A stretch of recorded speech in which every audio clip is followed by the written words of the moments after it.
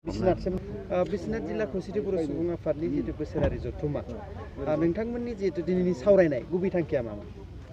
जोंनि थांखिया जाबाय दिनै जोंहा जिल्लाखौ गोदान दानाय, जों कनभेनसन खालायदों, थामथि जिल्ला दानाय आरो बे जिल्ला दानायजों लोगोसेनो जोंनि ओनसोलाव जोंहा दासिमबो बिटिआर आरो बिकेसि बहाय जों हाबनाय जायाखै, खिन्थु जोंनि आसाया जाहैबाय बिटिआरखौ जोंनो नांगौ। बेनिखायनो कमिसनारखौ जों थाबैनो आसाम सरकारा बिटिआरआव सोनो थाखाय जोङो खौसेथि सुबुं आफादा जोंनि थांखि लानाय जादों जोंनि जिल्लाया जाहाथे सिमलगुरसिम बिटिआरखौ सोनो हायो। आरो नोंथांमोना बे समाव थाबैनो बेखौ सोजानो लुगैयोना मा? जों थाबैनो जों सोजानो लुबैयो, जिथुने जोङो ओरैहाय बिटिआर ओरैहाय बिकेसि थाहैबाय, खिन्थु जोंथ' गेजेराव एलोमेलो जानानै दङ, खिन्थु जों बांसिना जोंना बिटिआरखौनो नांगौ होननानै जोङो दिनै थांखि लानाय जादों आरो जों बिनि थाखाय कमिसनारखौ थाबैनो बा सरकारखौ थाबैनो घोषणा खालायनांगौ, सिमाखौ थिग खालामनांगौ होननानै दाबि खालामनाय जादों।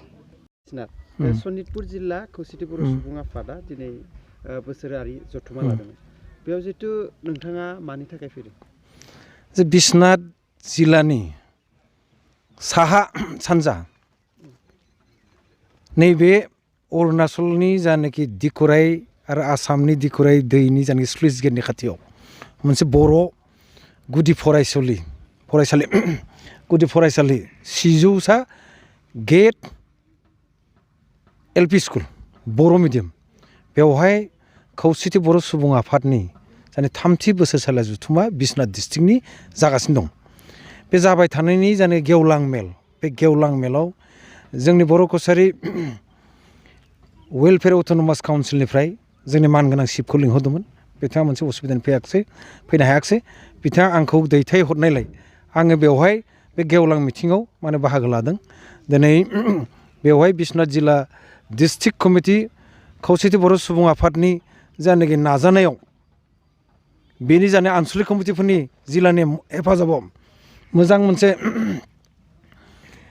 गेवलां मेल बेहाय जानानै थांबाय। आं बेनि गेजेरजों नोंथाङा सोंनाय जायनाखि मानो फैदों होनना बुंनाय, जोंनि जानाय खौसेथि बर' सुबुं आफादजों बेनिफ्राय बर' कसारि वेलफेयार अट'नमास काउन्सिलजों जों जयै खामानि मावो। थाबोनाय दिनावबो जोङो खामानि मावगासिनो, दाबो खामानि मावगासिनो आरो फैनाय दिनावबो खामानि मावगोन। दा जोङो खौसेथि बर' सुबुं आफाद आरो जोंनि एबसुनि नैबे बर' कसारि वेलफेयार अट'नमास काउन्सिलनि बेंखनाव थानाय जिल्ला कमिटि एबसुनि दैदेनगिरि बिथांमोनजोंबो सावरायना जों ज' खामानि मावो। ओंखायनो इसेबां सिङाव दिनै काउन्सिला मा सान्दों, बर' जाथिनि जानाखि जेंनाफोरा अबे अबस्थासिम समाधान जादों, दिनै 27 जानुवारि 2020 जालांनाय थामथि जानाय गोजोन बर' गोरोबथा मोनब्रै एनडिबि हानजा आरो एबसु आरो इउबिपिजों जयै जानाखि बर' गोजोन गोरोबथा खालामनाय, बियो माबायदि दङ, मोनबेसे क्ल'जआ इमप्लिमेन्ट जाखो, मा इमप्लिमेन्ट जाखो, मा जायाखै, बेफोरखौ निस्सय बे ओनसोलनि रायजोफ्राबो मिथिनांगौ मोन्थाय दङ। ओंखायनो जोङो खौसेथि बर' सुबुं आफादनि गेवलां मेलाव बेफोर खोथाखौनो रोखा जों फोरमायदों। बिसेसकै जोंनि काउन्सिला मा मावनो नाजादों आरो बे जिल्लाया मोननैया बिश्वनाथ आरो सनितपुरा मा अबस्थायाव दङ, काउन्सिला मानो मोनहैयाखै, बेफोर खोथाखौ जों मिथिहोलायलायदों। आसा खालामो रायजोआ बुजिदों। आंनि साननायाव रायजोआ बुजिदों, ओंखायनो रायजोआ मोजाङै खोनासंदों आरो मोजां मोनदों। आरो बे समाव नोंथाङा जितु पिकेडब्लिउसिनि सोलोंथाइ लोगोसे दा बिटिआरआवबो गैया, बे बिकेडब्लिउसिआवबो गैया, बिथांमोनखौ थाबैनो नोंथांमोना माला मावफुंनानै होगोन बिथांमोननि? बे खोथाया आसाम सरकारनि आरो भारत सरकारनि आरो नैबे एकर्ड जानाखि स्टेक हल्डार बिथांमोननि खोथा जाहैबाय। ओंखायनो बिथांमोना बे हाबाफारिखौ माला मावफुंगोन बेखिनिखौ दा सासे काउन्सिलनि सोद्रोमा हिसाबै जों बुंफुंजोबनो जिहेतु हाया, मानो होनब्ला प्रसेसा जाबाय थादों, बेखिनिखौल' जों बुंनो हायो। माबायदि आसा खालामो नोंथाङा? आंथ' सानो जा जायो मोजाङानो जागोन, जा जायो बर' जाथिनि गाहामानो जागोन। मानो होनब्ला आसामाव बर' जातिया मोननै काउन्सिल दङ, मोनसे बिटिआर, मोनसे बर' कसारि वेलफेयार अट'नमास काउन्सिल।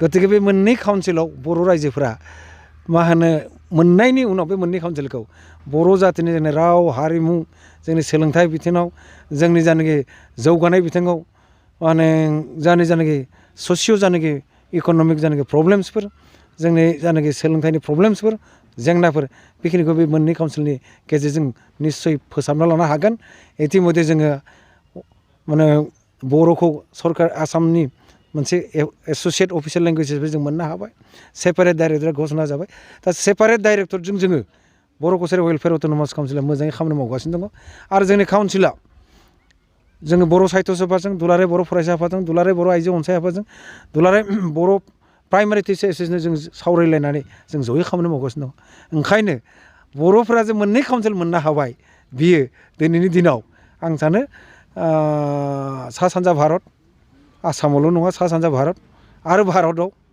आरो ओमफ्राय बुहुमाव बर'फ्रा माने मोनसे गोग्गानो हानाय मोनसे सिनायथि मोनदों जोङो